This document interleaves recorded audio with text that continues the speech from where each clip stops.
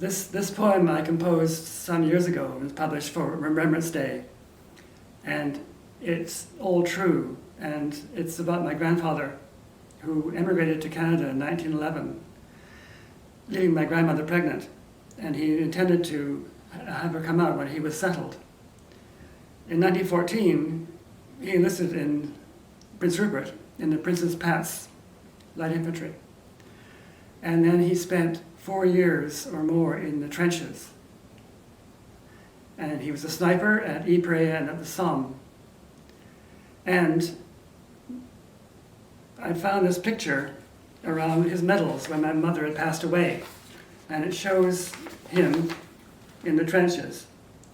It's obviously a photo which was propaganda, and they don't want to be taken, but they have to pose for it. And my mother has written the words, the letters P.A., Pa, on him, so she would recognize him when he walked through the door at last. He returned in 1918 to Manchester. And when I was 6 years old, I was having a holiday with my grandparents. And as little children often do, they ask stupid questions. And this is the only time he ever talked about the war. And I wished he hadn't. So it's called Manchester Air.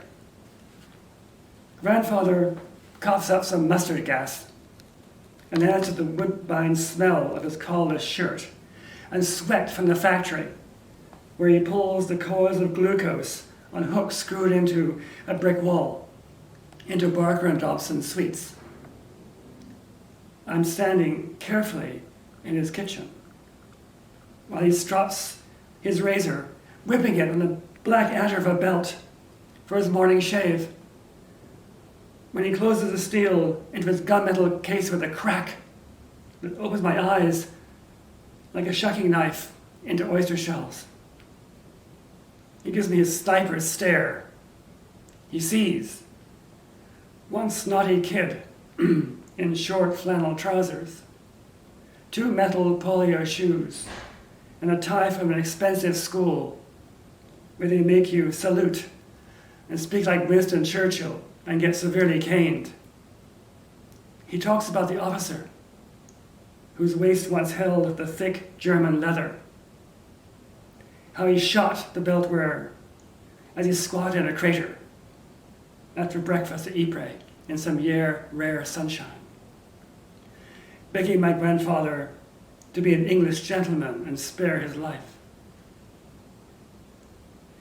Grandfather's accent has gotten thicker than Joseph's in Wuthering Heights.